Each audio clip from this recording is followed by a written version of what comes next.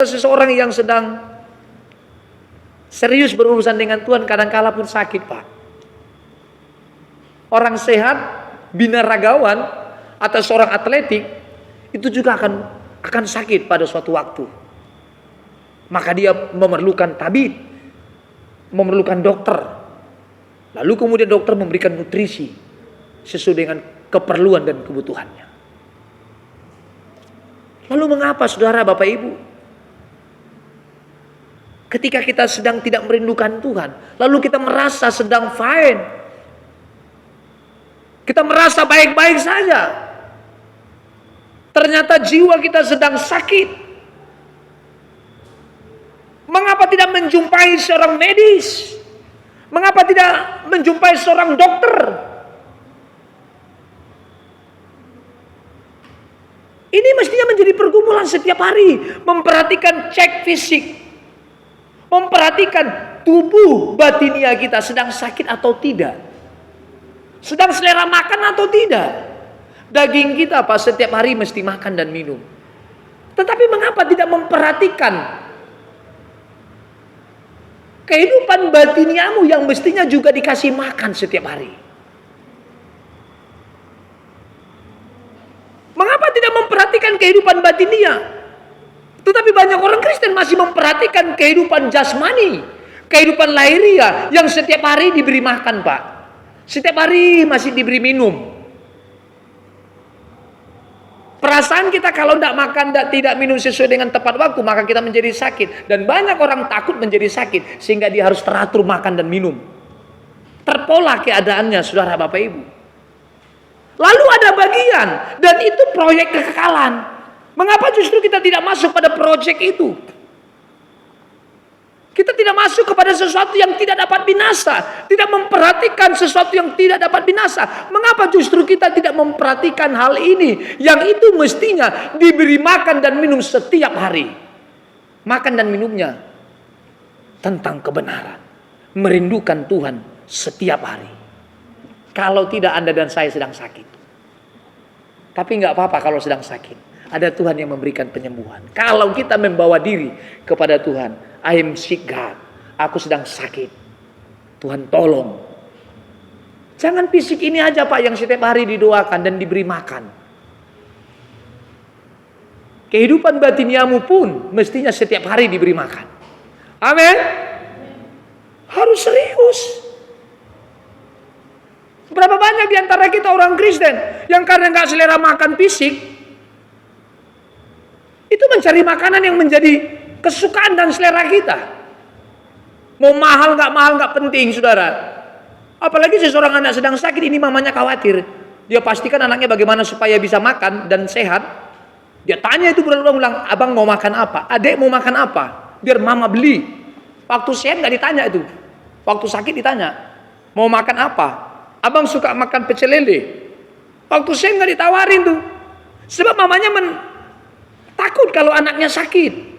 Dia tawarkan tuh, mau makan pecel lele bang, biar mama beli. Takut. Ada kekhawatiran, ada perasaan krisis ketika anak sedang sakit. Lalu juga di dalam kebutuhan tubuh kita, kita sering berkata kepada istri atau suami, atau ke orang-orang yang kita cintai, aku gak selera makan, tolong belikan dulu BPK. Babi panggang karo. Jangan dong behepeng, bapak pakai, mak pinjam. Ayang gusto mangan na wow, ngamarsait. Walau marsait ngoto ho sama dia, dan gue mana marhua. Ada perasaan yang gentar, Bapak Ibu Saudara. Ada perasaan takut kalau kita sakit, maka kita berupaya untuk mencari makanan yang kita suka, lalu kita makan dan menjadi sehat. Itu pikiran kita. Tapi mengapa justru kehidupan batinia kita menjadi sesuatu yang diasingkan, menjadi sesuatu yang tidak terfokus, menjadi sesuatu yang tidak inti dalam kehidupan kita? Mestinya kita menyadari bahwa ini proyek kekekalan yang mestinya kita perhatikan sejak kita sadar tentang kebenaran ini. Amin. Memperhatikan itu setiap hari, Pak, bukan sesekali. Ini kalimat yang sering saya sampaikan. Kalau kita sedang tidak lapar, itu artinya kita sedang tidak merindukan Tuhan. Itu artinya kita sedang tidak membutuhkan Tuhan. Periksa hatimu hari ini, jiwamu, perasaanmu sakit atau tidak. Catatan pentingnya, kalau saudara sedang tidak merindukan Tuhan, itu artinya Anda sedang sakit. Jadi saudara, saya bukan dukun yang mau menebak-nebak. Itu jelas kebenaran. Hari ini saudara nggak rindu Tuhan, itu sakit. Orang sakit nggak layak masuk kerajaan Allah. Yang sakit jiwanya tidak akan pernah bertemu dengan Tuhan di dalam kekekalan. Maka kalau di antara kita yang mengalami sakit jiwa, itu sejak di bumi diperbaiki, Pak. Yang sakit kerohanian itu di bumi diperbaiki, Pak, bukan di surga. Sebab hanya orang sempurna yang memiliki kerinduan dan kehausan rasa lapar terhadap kebenaran firman Tuhan. Itu adalah orang-orang yang akan bertemu dengan Tuhan di dalam kekekalan. Kamu anak muda, mestinya rasa lapar dan haus itu ada di dalam kehidupan, sehingga kau berkata, aku merindukan Tuhan. Kita buka saudara di dalam Mazmur pasal 42 ayat 1 dan yang kedua.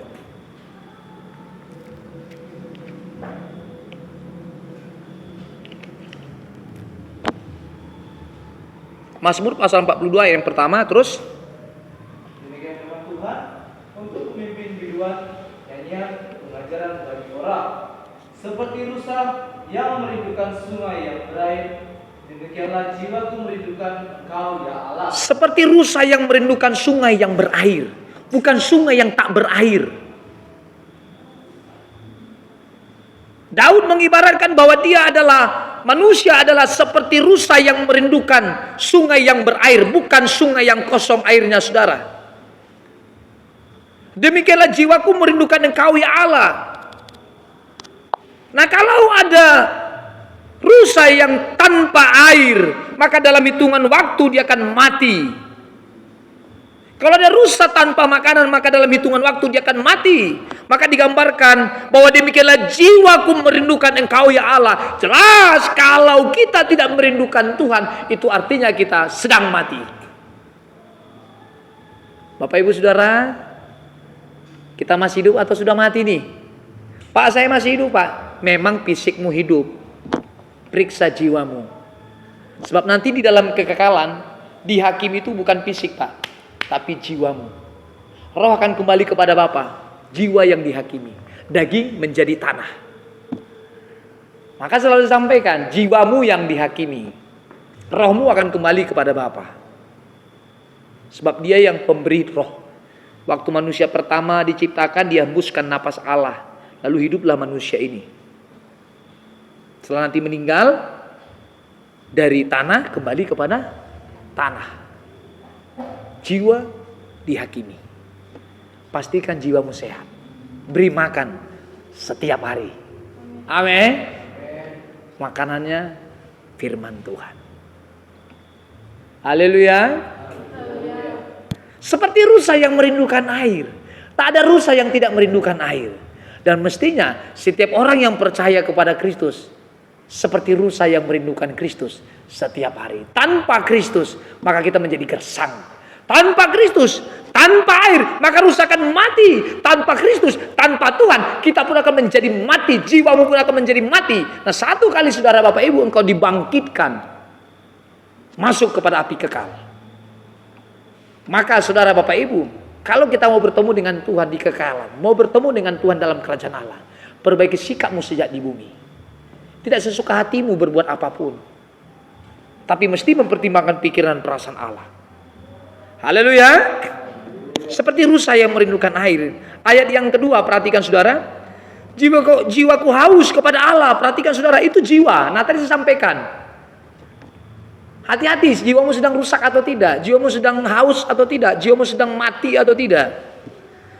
Jiwaku haus kepada Allah, ini gambarannya, ini artinya bahwa rusa sedang merindukan air. Itu artinya mestinya jiwaku pun merindukan Allah, haus akan Allah, kepada Allah yang hidup. Bilakah aku boleh datang melihat Allah? Orang-orang yang akan bertemu dengan Tuhan adalah orang-orang yang mengalami kehausan tentang Tuhan.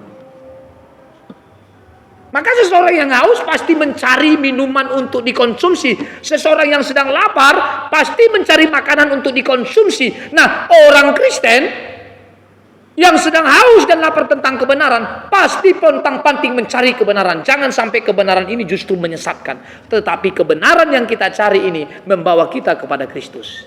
Haleluya. Ada suatu ajaran dianggap kebenaran. Dan itu menjadi satu pengajaran yang justru menyesatkan kita. Membawa kita jauh dari Kristus.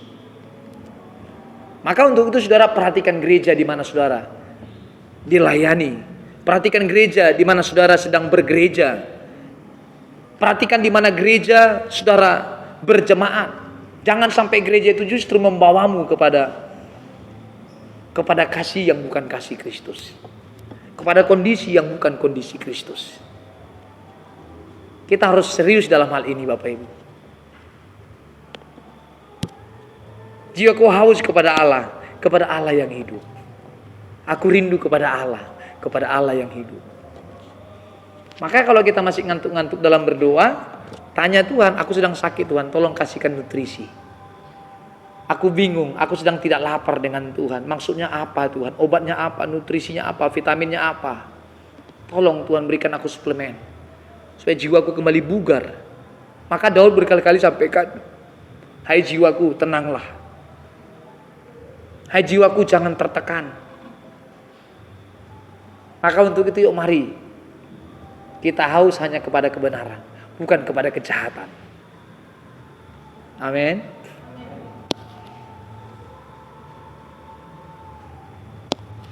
Ini panjang ini saudara. Saya kadang-kala kalau menyampaikan ini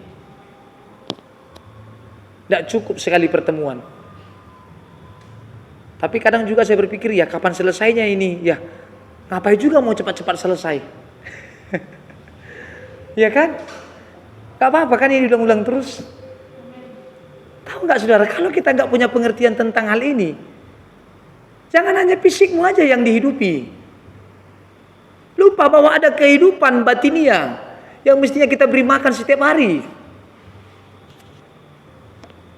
Pura-pura lupa atau gak tahu kita ini. Ini teman-teman SBY ini kerja ini untuk kebutuhan apa? Kebutuhan fisik. Bapak Ibu setiap pagi bangun pagi cepat-cepat, makan, sarapan, lalu pergi kerja, terima gaji. Untuk ini. Wahirera, tahu deh? Untuk ini. Enggak selera makan beli BPK. Waktu selera makan mau ikan asin, mau ikan apapun selera aja. Waktu sakit kita butuh nutrisi yang lain. Ini saya nggak mau ngomong yang lain. Kenapa kehidupan batinia kita nggak dicukupkan? Tidak diberi asupan gizi, tidak diberikan makan. Haleluya. Apa makanannya untuk kebutuhan batinia kita? Tuhan. Amin. Apa bisa Tuhan dimakan?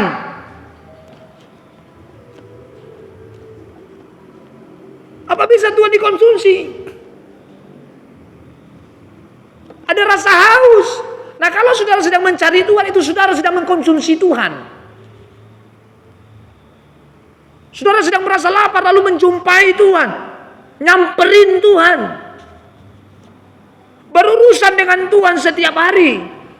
Itu saudara sedang mengkonsumsi Tuhan. Jangan berpikir konsumsi Tuhan itu makan begini, saudara. Tidak. Mengkonsumsi itu artinya menikmati. Amin. Ini kadang-kala hal-hal seperti ini saya mau sampaikan itu. Saya mau buat di YouTube, saya mau di Facebook sehingga menjadi viral. Ini Bapak Pendeta bilang konsumsi Tuhan ini. Lalu orang-orang di luar Kristen ngomong, Tuhan bisa dimakan ya katanya begitu. Beberapa kali Alkitab mencatat bahwa Tuhan Allah itu digambarkan, disimbolkan seperti air. Betul? Yang mestinya kita teguk. Tahu diteguk? Apa diteguk? Hah? Didorguk. Nah, diteguk itu bahasa Indonesia. Seperti ini. Diteguk. Waktu kita minum ini, lega nggak? Lega nggak? Lega. Supaya lega lagi, minum lagi. lega, minum lagi. Mau lega, minum lagi. Coba kita buka satu. Mazmur pasal 1 ayat yang kedua dan ketiga. Demikian firman Tuhan. Mazmur pasal 1 ayat 2 dan ketiga. Terus, Tetapi yang kesukaannya ialah Taurat Tuhan. tetapi kesukaannya ialah Taurat Tuhan. Tetapi kehausan dan kelaparannya adalah Taurat Tuhan. Adalah tentang Tuhan. Adalah kebenaran firman Tuhan. Itu kehausannya, itu kesukaannya, saudara. Terus, Dan yang merenungkan Taurat itu siang dan malam. menjadi kesukaan kita bukan sesekali. Mencari kebenaran firman Tuhan bukan sesekali. Tetapi setiap hari, siang dan malam. Siang dan malam itu berbicara setiap hari. Berurusan dengan Tuhan setiap hari. Merindukan Tuhan setiap hari. Menjalin hubungan, merajut hubungan dengan Tuhan setiap hari. Mengkonsumsi Tuhan setiap hari. Memikirkan Tuhan setiap hari. Bukan sesekali, bukan saja setiap hari Minggu. Ini saudara Bapak Ibu. Nah, kalau kita tidak mengkonsumsi Tuhan, maka kita akan merasa haus. Dan seseorang yang haus, bahkan disebut seseorang dalam kondisi sedang mengalami kehausan, maka ini orang dehidrasi, saudara. Bisa mati dadakan. Itu kalau saudara nggak minum 1 hari 2 hari, gimana kira-kira? Sakit. Maka kalau saudara tidak merenungkan firman Tuhan siang dan malam, saudara akan menjadi sakit. Bapak Ibu akan menjadi sakit. Kita berlomba untuk tidak menjadi sakit jiwa kita. Amin. Kalau saudara menginginkan supaya jiwamu tidak sakit, mari datang kepada Tuhan, merindukan Tuhan. Merindukan Tuhan. Masihkah hari-harimu terlalu banyak dengan fokus memberikan makan minum kepada daging, kepada fisikmu?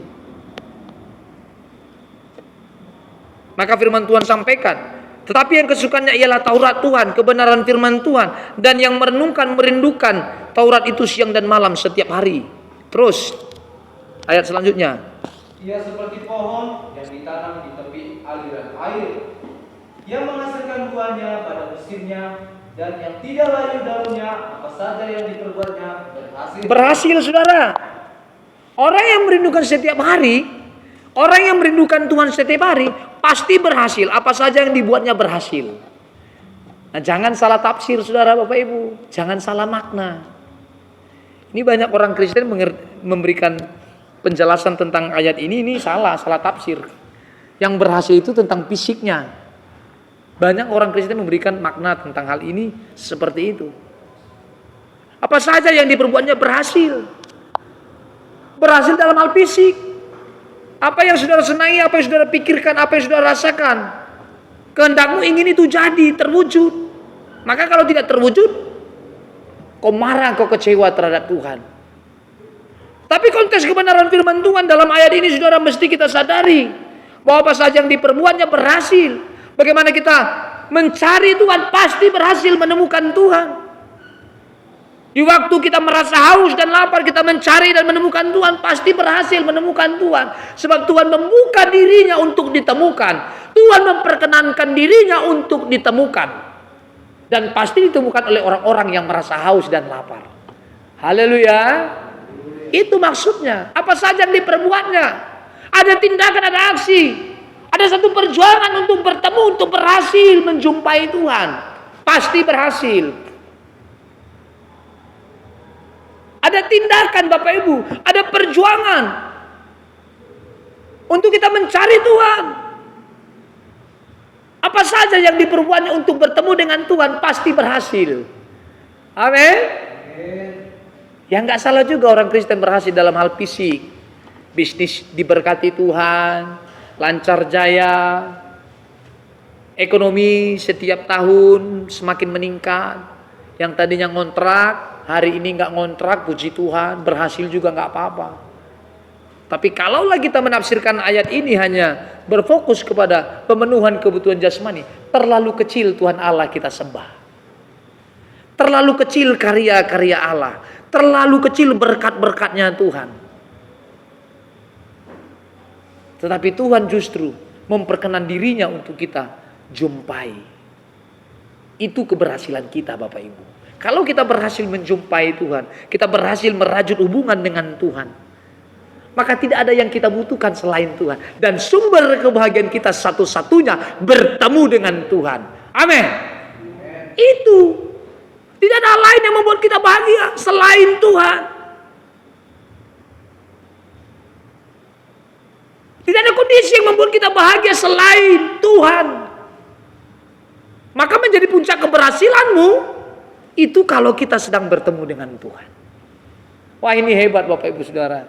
Ini kalau kita bicara bertemu Tuhan bukan begini fisik. Di dalam hadiratnya kita bertemu dengan Tuhan. Sehingga orang-orang yang sudah bertemu dengan Tuhan, Pak, merajut hubungan dengan Tuhan, pasti sulit berbuat dosa. Engkau akan mempertimbangkan pikiran dan perasaan Tuhan, sehingga hari-harimu menjadi hari-hari yang benar. Sehingga itu membahagiakan hati Tuhan. Itu puncak keberhasilan kita. Haleluya.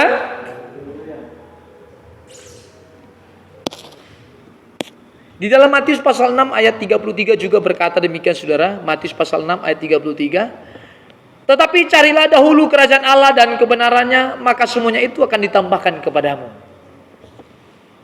Itu berbicara tentang kehidupan batinia. Itu yang mesti menjadi puncak perhatian kita. Carilah dahulu kerajaan Allah. Itu bicara tentang pemenuhan kebutuhan batinia kita. Untuk kita memberikan konsumsi, memberikan makan dan minum setiap hari. Ketika saya dan saudara mencari kerajaan Allah, itu artinya sedang memberikan makan dan minum terhadap kehidupan batiniamu. Maka semuanya itu akan ditambahkan kepadamu. Rumah dikasih, nggak dikasih nggak apa-apa. Haleluya. Bisa beli mobil tahun depan nggak apa-apa. Sebab menjadi puncak kebahagiaan kita Tuhan. Tidak ada yang lain saudara. Kalau dikasih mobil itu tadi Tuhan katakan begitu. Firman Tuhan sampaikan. Maka semuanya itu akan ditambahkan kepadamu. Tentunya ditambahkan itu sesuai dengan kebutuhan saudara. Sesuai dengan porsimu. Sesuai dengan kemampuanmu. Kalau orang punya mobil bukan berarti saudara harus punya mobil. Kalau orang lain tidak ngontrak rumah bukan berarti saudara harus tidak mengontrak. Kalau orang lain sembuh bukan berarti saudara harus sembuh. Ada porsi masing-masing yang Tuhan percayakan terhadap kita. Haleluya. Jangan berpikir orang Kristen, orang percaya bisa enak, bisa nikmat dalam hal ekonomi lalu saudara menuntut Tuhan. Tidak. Tidak ada penuntutan di antara kita terhadap Tuhan kalau kita memahami, meyakini bahwa Tuhan menjadi sumber dan puncak kebahagiaan kita. Tidak ada yang lain. Nah, kalau kita masih ngontrak rumah, puji Tuhan. Tidak punya rumah juga, puji Tuhan. Yang jelas Tuhan pasti memberikan kebutuhanmu sesuai dengan kebutuhanmu. Tuhan pasti memberikan apapun itu. Dan kita memahami bahwa apa yang diberikan Tuhan itu menjadi kebutuhan kita yang Tuhan percayakan. Haleluya. Ini juga masih panjang sebenarnya saudara. Di dalam Matius pasal 6:33, Mazmur pasal 1 ayat 2 dan 3 itu masih panjang uraiannya. Ujungnya satu. Tuhan yang menjadi kebahagiaan kita. Amin.